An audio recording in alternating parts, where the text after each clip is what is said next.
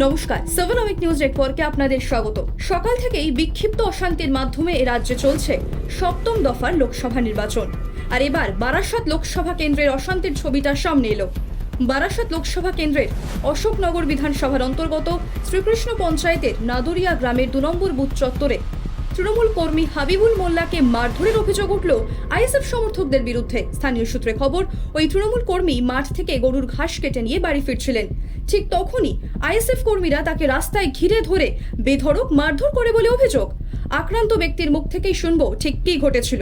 থেকে এসে মাঠে যাচ্ছিলাম বাইকে করে, হঠাৎ ওরা 3-4 জন মিলে আমাকে বাইকের উপরে মারে। আমি বলি দাঁড়া, কী হয়েছে বল। কিছু কথা না, মাথায় মারে ওই আম কাঠ দিয়ে আর বাঁশ দিয়ে। ওরা রেডি হয়ে ছিল, আমি জানি না। আমি বাইকে করে বার হয়ে যাই, সঙ্গে সঙ্গে মাথায় মারলে গাড়ি পাল্টি খেয়ে যায়। পাল্টি খাওয়ার পরে আবার মাথায় মেরে কারা মারে কারা? আইএসএফ করে। কেন মানলো? কি করে মারলো ওরাই জানে, আমরা তো সমস্যা। আমি তো বাড়ির থেকে আসছিলাম, ঢুকে গরুর ঘাস টাস নেবো বলে আমার কাছে ঘাসটা সব ছিল। আপনি কি করেন, কোন দল করেন? আমি তৃণমূল কংগ্রেস। সেই জন্যই কি মানলো আইএসএফরা?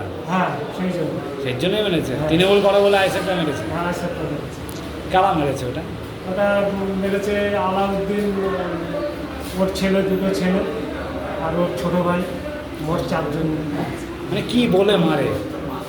হচ্ছে তুই দাদাগিরি করে ভোট করাবি। আমি হচ্ছে আমি কি দাদাগিরি করে, আমি এখন ভোটেই যাইনি। বারাসাত থেকে শান্তনু বিশ্বাসের রিপোর্ট, 7 অমিক নিউজ নেটওয়ার্ক। আরও বিভিন্ন খবরের আপডেট জানতে হলে 7 অমিক নিউজ চ্যানেলটিকে সাবস্ক্রাইব করতে ভুলবেন না, কারণ আপনাদের একটা সাবস্ক্রিপশন আমাদের জন্য অত্যন্ত মূল্যবান।